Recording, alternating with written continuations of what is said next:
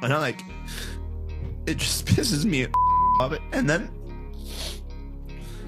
you're good. Take a break. Take a break. yeah, take a breather. Take a We breather. can say. Jake Paul gets a rude awakening from a fed-up Mike Tyson, and trust me, Mike is beyond mad.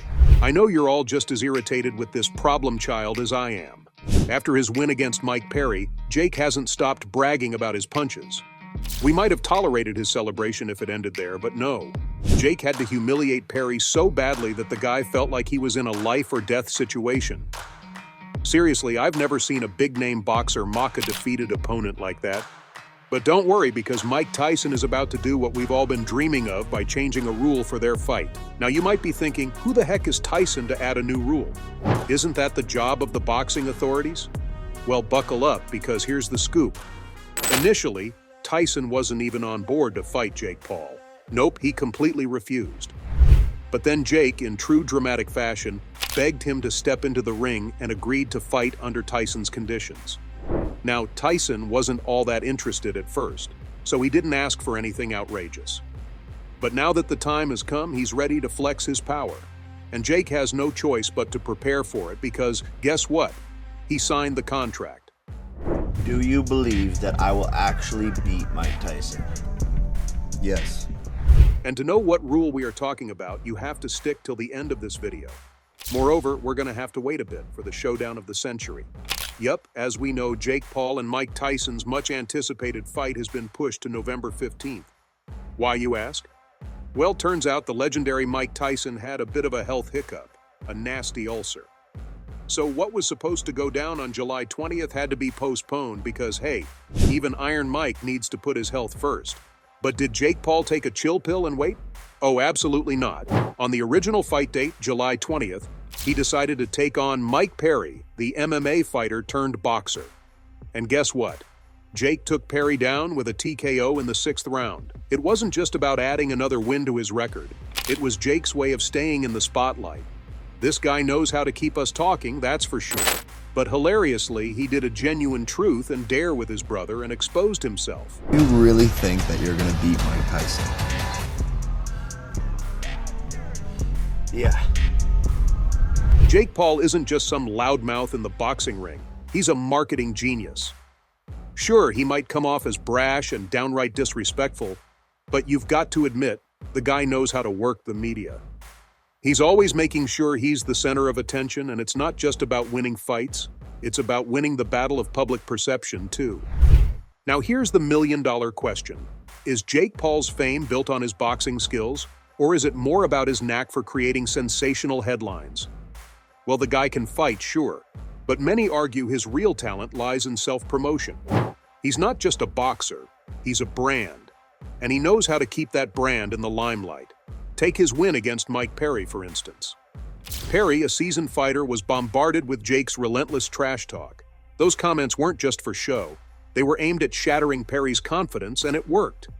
Jake's victory wasn't just about his physical strength, it was also about his mental game. Now let's talk about Mike Tyson.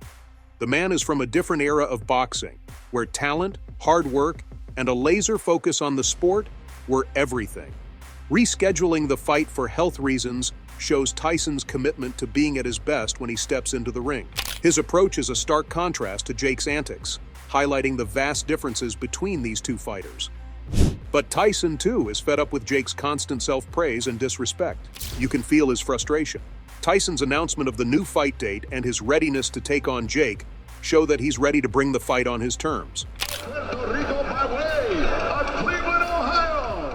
As we count down to November 15th, the anticipation is through the roof. Mike himself posted on Insta. The new date gives Tyson time to recover and prepare, and it adds even more fuel to this blazing rivalry. Jake Paul will undoubtedly keep making headlines with his marketing stunts, but it's Tyson's response in the ring that we're all dying to see. Take his fight with Ben Askren, for example. Jake's trash talk was next-level savage. He didn't just poke fun at Askren, he went for the jugular, calling him a washed-up wrestler and questioning his entire MMA career. By the time they squared off on April 17, 2021, Askren looked mentally defeated, and Jake knocked him out in the first round. And it doesn't stop there. When he fought Tyron Woodley on August 29, 2021, Jake took it up a notch. He dragged Woodley's family into the mix, insulting his mother during a pre-fight press conference. Can you believe that? It wasn't just to get a reaction, it was to mess with Woodley's head. By making it personal, Jake knew he could throw Woodley off his game. The mental toll Jake's trash talk takes on his opponents is huge. They train for months to be physically ready, but Jake's verbal jabs can undo all that prep in just days. It's not just about the fight, it's about surviving the relentless verbal beatdown leading up to it. This mental exhaustion often leads to mistakes in the ring, giving Jake an upper hand. Remember his recent bout with Mike Perry on July 20th, 2024? Perry, known for his toughness in MMA, got the full Jake Paul treatment. Jake mocked Perry's switch from MMA to boxing, calling him desperate for relevance and a has-been. He didn't hold back, and it was all part of his strategy to get Perry questioning himself. Perry's reaction was exactly what Jake wanted. During press conferences, Perry couldn't keep his cool. He lashed out at Jake, visibly frustrated. This was Jake's goal all along, an emotionally charged, mentally shaky opponent. Perry's public outbursts were a clear sign that Jake's tactics were working. Despite all the controversy, you can't deny Jake's psychological warfare works. By the time the Perry fight came around, Perry was already a mental wreck. Jake's taunts had done their damage, and Perry, visibly agitated, couldn't perform at his best. This mental edge was crucial for Jake's TKO victory in the 6th round. Paul's relentless self-aggrandizement and antics finally got under Tyson's skin. In interviews leading up to the now rescheduled fight, Tyson didn't hold back. He made it crystal clear that he was fed up with Paul's behavior. Tyson's been on record saying, "He talks too much for someone who's yet to prove himself against real fighters." And you know he means business. Tyson, watching from the sidelines, had had enough. He saw Paul's constant need for validation and his blatant disrespect as a stain on the sport he helped build. So Tyson dropped a bombshell. The fight between him and Jake Paul would now operate under a knockout-only victory rule. That's right, no points decision. This fight must end in a knockout. This rule change is Tyson's way of stripping away the safety net and forcing a definitive end to their bout. It's a direct challenge to Paul's style, and it aims to put up or shut up. This new rule is a game changer. By eliminating the possibility of a points decision, the emphasis shifts entirely to power and finishing ability. Tyson, a fighter renowned for his knockout power with 44 of his 50 wins coming by KO, is in his element here. It demands that the fighters go all out, leaving no room for playing it safe or relying on technicalities. Every punch thrown will carry the weight of needing to end the fight. For Jake Paul, this presents a unique challenge. Although he has demonstrated power in his fights, his experience and skill set are relatively limited compared to Tyson's.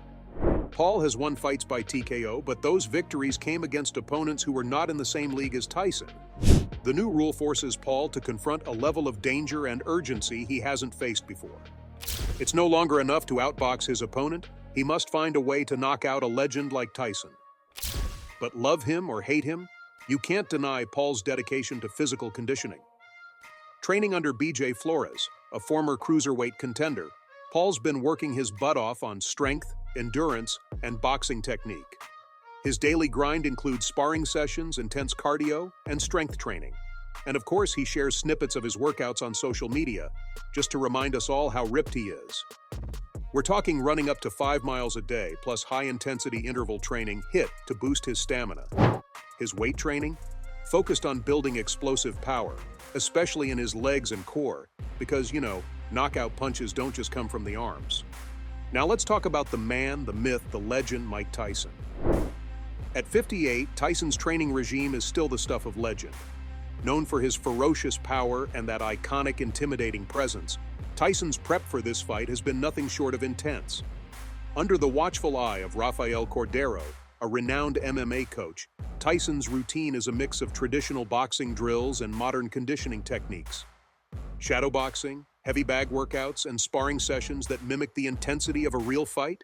Plus, he throws in plyometric exercises and explosive strength training to keep that knockout power sharp. The likelihood of a knockout is the hot topic here. Given Tyson's history, the odds of him delivering a knockout are sky high.